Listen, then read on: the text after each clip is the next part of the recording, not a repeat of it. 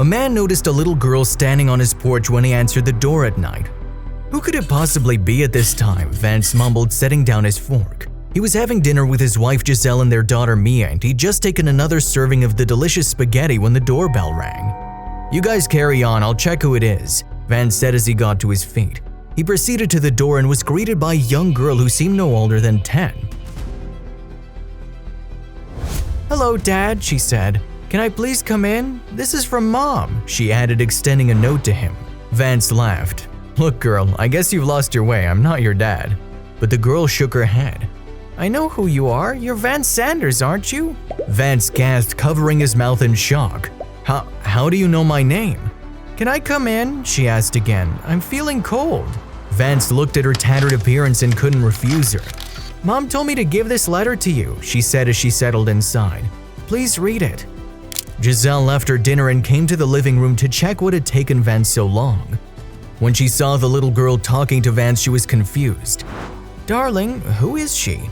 "Just a minute, honey," Vance said as he opened the note to read it. "Dear Vance, I would have never turned to you if it weren't for my illness. I can no longer care for our daughter, and it's past time she met her father. Please don't reject her this time. This is a request. With love, Laura." "Vance, what is it?" Giselle asked as she saw him crumple his paper in his hands and give the child a sad expression. "Well, Giselle, it looks like she'll be staying with us tonight. What's your name, dear?" he asked, facing the girl who resembled him to a T. "My name's Beth," she said, smiling. "Thank you for letting me stay here, Dad." "Dad?" Giselle's eyes widened. "What's going on, Vance? Why is she calling you Dad?" Giselle screamed loud enough to make Beth shiver. Suddenly, Mia came to the living room. "Mommy, why are you yelling? Who is she?" "Oh, we just have a visitor," Vance replied. "Please go and have dinner, honey, okay? Mommy and I will join you soon." "Okay, Daddy," Mia said and walked back to the dinner table. "I'll tell you everything, Giselle," Vance murmured as Mia walked away.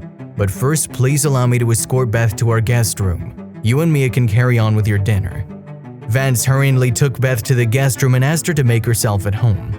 "You're welcome to sleep here, Beth. I'll bring you some food here, and please don't leave the room until I say so. I need to sort things out with Giselle. Is that clear?"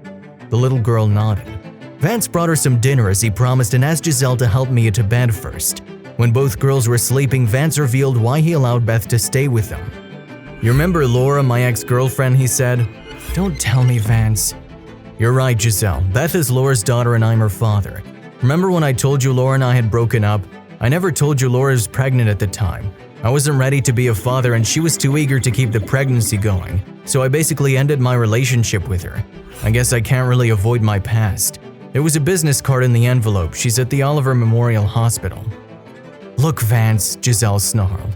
"I don't care what occurred in the past, but I'm not letting that girl stay here. She's your fault and I will not pay for your mistakes." "Please, Giselle, I can't just let her go. Laura's ill. Can we have Beth stay with us for at least a week?" "A week? Hell no, Vance. In fact, I would not." Before Giselle could finish, Vance cut her off. "I swear I'll talk to Laura about it this weekend and I'll make some plans for Beth." Giselle gave him a dirty look. "Fine, but not a day more than a week." "Thank you, Giselle."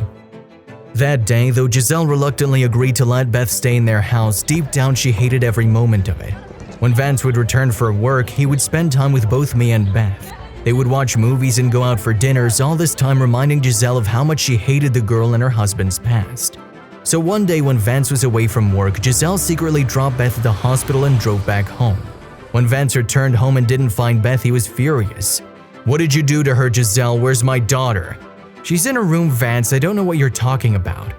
"I'm not talking about Mia, Giselle. Where the hell did you send Beth? Where is she?" "What do you mean by where she is? That dirtbag's right where she should be, at her dying homewrecker mother's bedside." "What? How could you just leave her there alone? She's a child, for God's sake, Giselle. And we have decided she'd stay with us for a week. How could you even—" "As if I care," she muttered angrily under her breath. "I'm going to get her back and you're not going to send her anywhere else this time. I'll make sure of that." Vance drove to the hospital where he found Beth with Laura. "Oh, Laura, I'm so sorry. I didn't mean to." "Vance," she started crying. "Promise me you'll look after Beth when I'm gone, please. Why did your wife leave her here?" "I was planning on coming to see you this weekend, Laura. I'm so sorry about what Giselle did. But what happened to you? How did you end up here?" "I don't have a lot of time, Vance. I know I'm dying, but I can't afford treatment. I require heart surgery and my odds of survival are slim, so please take Beth with you. That's a request." "Look, Laura," Vance said, holding her hands in his. "I'm not going to make the same mistake again. I'm not going to abandon Beth so you don't have to be concerned. And I'll also pay for your treatment. I promise you that nothing bad will happen to you." Vance brought Beth home and told Giselle he would look after Beth just like he would Mia. He also told her about paying for Laura's treatment because he felt horrible about leaving her alone when she needed him. But Giselle was furious. "If you do that, take care of Mia alone. I'm leaving you in this house." "What, are you crazy? Think about Mia at least. Look, I'll pay for Laura's treatment and she'll be fine soon and she'll be able to look after Beth once she's recovered. I swear I won't bother you with it again. No man wants to see his family torn apart like this, Giselle. Please bear with me." "Yes, Mommy, please don't go," Mia cried. "Beth and I are sisters. Daddy loves us both." But Giselle didn't budge.